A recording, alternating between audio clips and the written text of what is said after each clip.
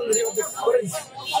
রাষ্ট্রীয় অস্থিরতা, বাকি অস্থিরতা, ঢাকা বিশ্ববিদ্যালয়ে আমরা থাকার কারণে সেই ধরনের কর্মকাণ্ড করে সফল হতে পারে না।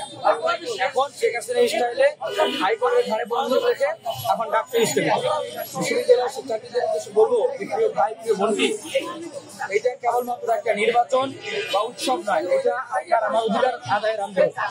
অতীতে যেমন দেখেছেন বিশ্ববিদ্যালয়কে দখল করে নেওয়া হয়েছিল, ঠিক আবারও যদি আপনারা না চান, দখলকারীতে রাজনীতি না চান, সত্যিকার অর্থে একটা একাডেমিক এক্সেলেন্সের বিশ্ববিদ্যালয় চান, একটা গণতান্ত্রিক ক্যাম্পাস চান, এই ডাকসুর ভিতর দিয়ে আপনাদের প্রকৃত বন্ধুদেরকে খুঁজে নিতে হবে। ডাকসু অঞ্চল হওয়ার ষড়যন্ত্র রুখে দিতে হবে এবং এই ডাকসুকে যদি প্রভাবিত করার যে প্রক্রিয়াগুলো চলতেছে, যে প্রসেসগুলো চলতেছে, সেগুলোকেও আপনাদেরকে মোকাবেলা করতে হবে।